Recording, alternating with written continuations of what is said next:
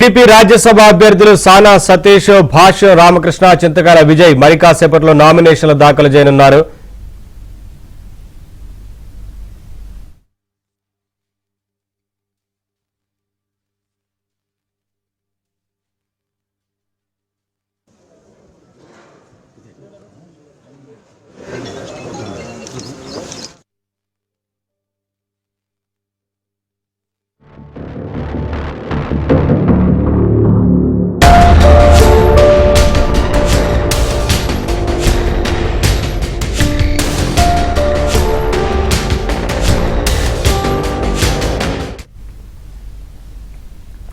TDP కేంద్ర కార్యాలయంలో ఎన్టీఆర్ విగ్రహానికి నివాళులర్పించారు. ఆ తర్వాత వెంకటపాలెం టీటీడీ వెంకటేశ్వర స్వామి ఆలయంలో ప్రత్యేక పూజలు చేస్తున్నారు.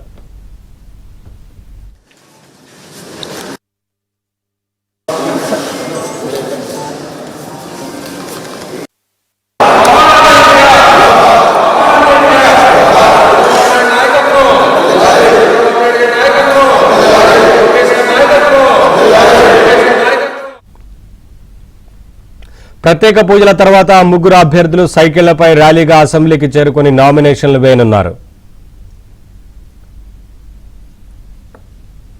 అప్డేట్స్ మా కరెస్పాండెంట్ సత్య లైవ్ ద్వారా అందిస్తారు. సత్య, రాజ్యసభ అభ్యర్థులుగా నామినేషన్లు వేయనున్నట్లు తెలుస్తా ఉంది కదా, సైకిల్ మీద వెళ్తూ ఏంటి అప్డేట్స్?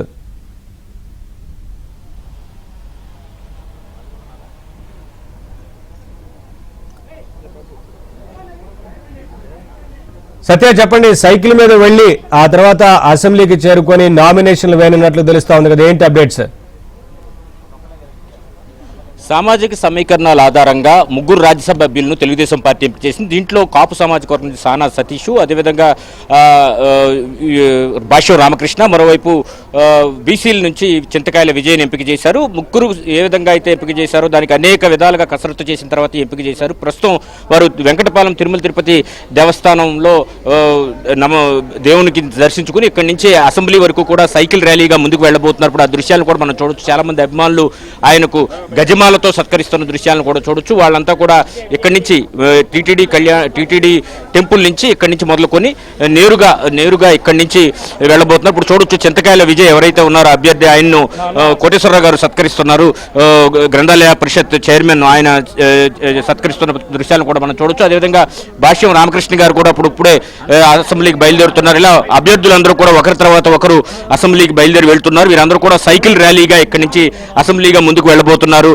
అదేవిధంగా చూడొచ్చు భాష్యం రామకృష్ణను కూడా ఆయన అభినందిస్తూ సన్మానిస్తున్న దృశ్యాలను కూడా మనం చూడొచ్చు. అదేవిధంగా సానా సతీష్ మూడో అభ్యర్థి కూడా మరి కాసేపట్లో అసెంబ్లీకి చేరుకోబోతున్నారు. ప్రస్తుతం కోటేశ్వరరావు గారు సార్ చెప్పండి, ఈ ఎంపికను ఎలా చూడాలంటారు? పార్టీని తెలుగుదేశం పార్టీ నమ్ముకుంటే సరైన సమయంలో వాళ్ళకి తప్పనిసరిగా గుర్తింపు వస్తుంది. దాంట్లో భాగంగానే చూశారు కదా, అయ్యన్న పాత్రుడు గారు వారు మొన్న 5 సంవత్సరాలు ఏ విధంగా ఆయన ఇబ్బంది పెట్టారో ఆయన పార్టీ కోసం అయ్యన్న పాత్రుడు నిలబడ్డారు. అందుకోసం ఈ రోజున వాళ్ళ అబ్బాయికి విజయ్కి ఇచ్చారు. సోషల్ మీడియాలో వాళ్ళు ఎన్ని పోస్టులు పెట్టినా కూడా దానికి రిప్లై ఇవ్వగలిగినటువంటి విజయ్కి ఇవ్వటం న్యాయం. అదేవిధంగా సానా సతీష్ గారు కూడా కాపులకి దాంట్లో గతంలో ఇచ్చారు, మళ్ళీ అది కొనసాగిస్తున్నారు. రామకృష్ణ గారు బ్యాక్గ్రౌండ్ నుండి ఆయన పార్టీ కోసం గత దాదాపు 15-20 సంవత్సరాల నుంచి కూడా ఆయన కష్టపడి ఆ విధంగా చేసినందుకు వారికి కూడా న్యాయం చేశారు. అదేవిధంగా పవన్ కళ్యాణ్ గారు కూడా రమేష్ గారికి వారు పార్టీకి అండగా ఉన్నారు. అందుకోసం వారికి కూడా న్యాయం చేశారు. అంటే తెలుగుదేశం పార్టీ కానీ జనసేన కానీ కూటమి ప్రభుత్వంలో ఎవరైతే పార్టీ కోసం పనిచేశారో వాళ్ళందరికీ న్యాయం జరుగుతుంది. సామాన్య కార్యకర్తలైనా ఇంకెవరైనా సరే పార్టీకి ఎవరు ఏ విధంగా ఉపయోగపడతారో వాళ్ళందరికీ కూడా న్యాయం చేస్తారు. అది చంద్రబాబు గారిలో ఉన్న గొప్పతనం. చంద్రబాబు నాయుడు గారు ఆ రోజు ఎన్టీ రామారావు గారు ఏదైతే పార్టీని స్థాపించిన తర్వాత చంద్రబాబు నాయుడు గారు ఈ 44 సంవత్సరాలు నడిపించారంటే అది చంద్రబాబు నాయుడు గొప్పతనం. అదేవిధంగా లోకేష్ బాబు గారు కూడా చంద్రబాబు గారు యొక్క వారికి అండదండలుగా ఉండి బాగా పనిచేస్తారని తెలుస్తున్నారు. మొత్తం మీద ఇప్పుడే తిరుమల తిరుపతి దేవస్థానం ఏదైతే వెంకటపాలెంలో ఉందో దేవస్థానం, ఆ దేవస్థానంలో పూజాధికారులు నిర్వహించే ఇక్కడి నుంచి అసెంబ్లీకి సైకిల్పై వాళ్ళంతా కూడా బయలుదేరి వెళ్తూ ఉన్నారు. ఇక్కడి నుంచి అసెంబ్లీకి చేరుకుని అక్కడ నామినేషన్ పత్రాలను ఈ రోజు ముగ్గురు అభ్యర్థులు కూడా దాఖలు చేస్తారు. ఈ రోజు సాయంత్రం 3 గంటలకు నామినేషన్ టైం ముగుస్తున్న నేపథ్యంలో ఇప్పటి కాసేపట్లో వారు ముగ్గురు కూడా నామినేషన్లు దాఖలు చేయబోతున్నారు. ఒక్కొక్కరిని 10 మంది సభ్యులు చొప్పున ప్రతిపాదనలు కూడా అందించబోతున్నారు. మరి కాసేపట్లో ఎవరైతే రిటర్నింగ్ ఆఫీసర్ ఉన్నారో వనితారాణికి తమ నామినేషన్ పత్రాలను 1 లేదా 2 సెట్ల రూపంలో ముగ్గురు అభ్యర్థులు కూడా తెలుగుదేశం పార్టీ తరఫున రాజ్యసభ సభ్యులుగా అందించబోతున్నారు.